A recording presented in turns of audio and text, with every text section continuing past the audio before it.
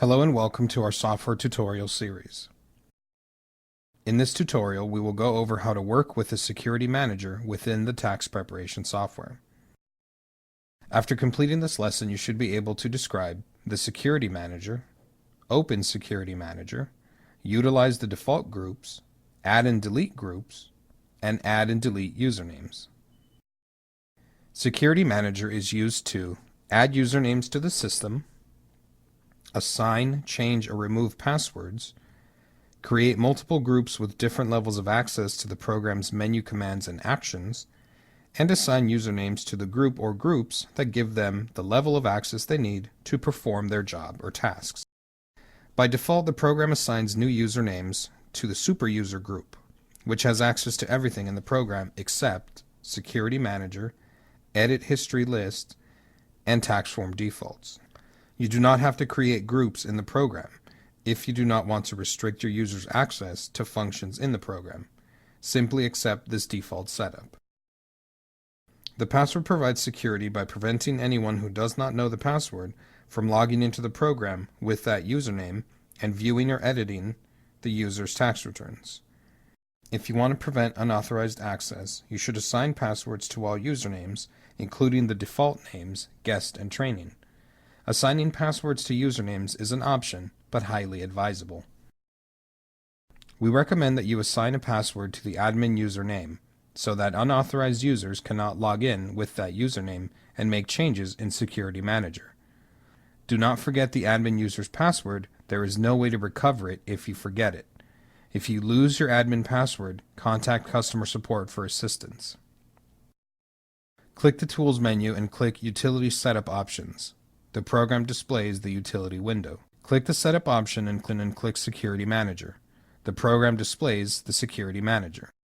Only the admin user is or can be assigned to the administrator's group.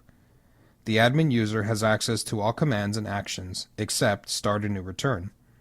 The demo group is used by sales personnel for demonstration purposes to potential customers only. Do not assign a username to the demo group. The superuser has access to all the menu commands and actions in the program and the utility, except for Security Manager and Edit History List. By default, the program assigns all new users to the superuser group. The training group has one default username, which is training.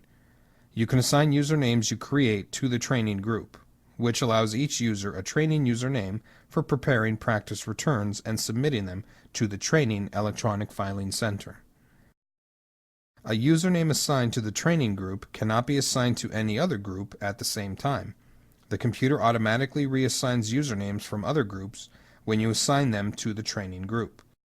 Returns prepared by users in the training group cannot be accessed by non-training usernames.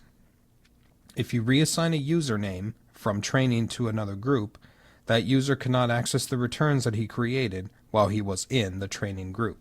The Social Security number, when starting a return while using a username that is assigned to the training group, must start with 3 random numbers followed by the 6-digit EFIN. If you want to assign users both live and training usernames at the same time, you can easily identify the training user by preceding it with a T or the word train.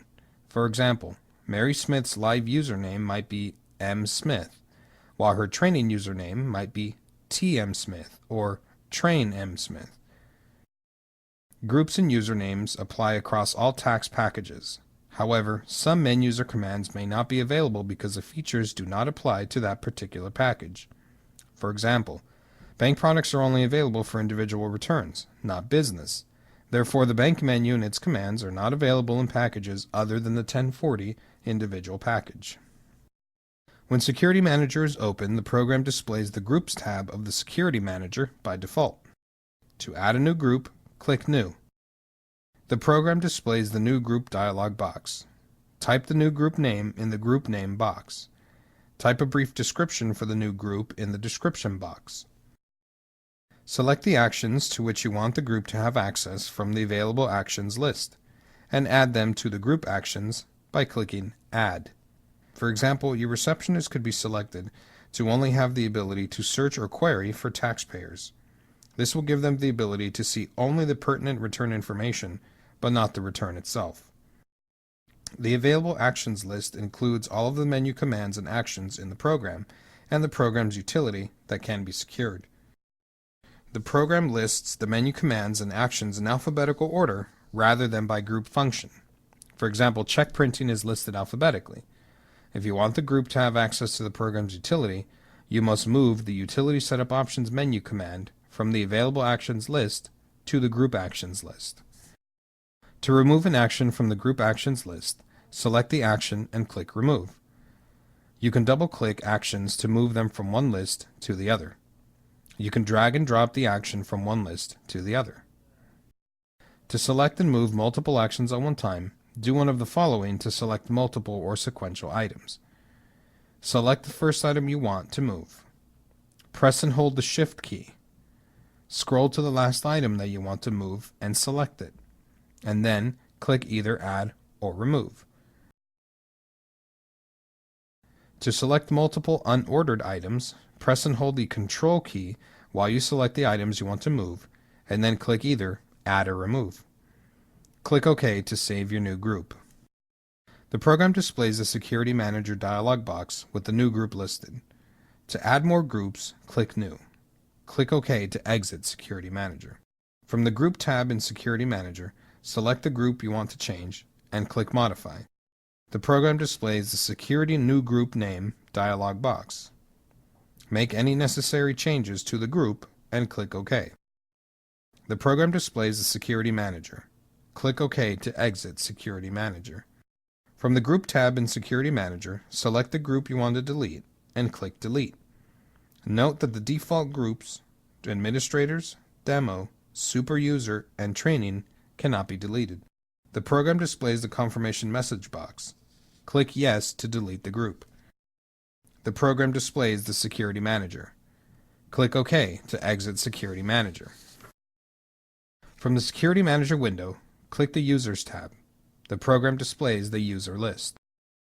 The default usernames in the program are Admin, Guest, and Training. The admin user is assigned to the administrators group, which has rights to all menu commands, including Security Manager, except for Start a New Return. The only modification you can make to the admin user is to add or delete a password. The guest user is assigned to the super user group, which has rights to all menu commands except Security Manager, Edit History List, and Tax Form Defaults. The guest user can be modified by adding or editing a password, and it can be deleted. Although you can create live returns with this username, it is recommended that you create unique usernames. The training user is assigned to the training group, under which all practice returns to be submitted to the Training Electronic Filing Center must be prepared. The training username has limited access to the program and can only prepare practice returns. In the User tab of the Security Manager, click New. The program displays the Security New User dialog box. Type the new username in the username box. If necessary, type the new user's password in the password box. If you want to assign the new user to a default super user group, click OK. The program displays the new username on the Users tab. If you want to assign the username to the training group, double-click Training in the Available Groups list. This action moves Training to the Assigned Groups list and moves Super User to the Available Groups list. Click OK. The program displays the new username on the Users tab. If you want to assign the username to one or more groups you have created, first double-click Super User in the Assigned Groups list to move it to the Available Groups list. Then double-click the group in the Available Groups list to which you want the username assigned. Click OK. The program displays the new username on the Users tab. You can add, remove, or change a user's password, or change the groups to which the user is assigned. Select the username that you want to change and click Modify. The program displays a security dialog box. Make any necessary changes to the username you select to change. Click OK to save your changes. Before deleting a username, you must move or delete all of that user's live tax returns using the program. See the Explorer lesson for a detailed description of this procedure. If you assign a user to the training group and they have only prepared practice returns, you do not have to move or delete any returns before deleting the username. In the User tab of the Security Manager, select the username that you want to delete and click Delete. The program displays a confirm message box. Click Yes to delete the username. The program displays a Security Manager dialog box. Click OK to exit. You should now be able to describe the Security Manager, open Security Manager, utilize the default groups, add and delete groups, and add and delete usernames. Thank you for viewing this tutorial.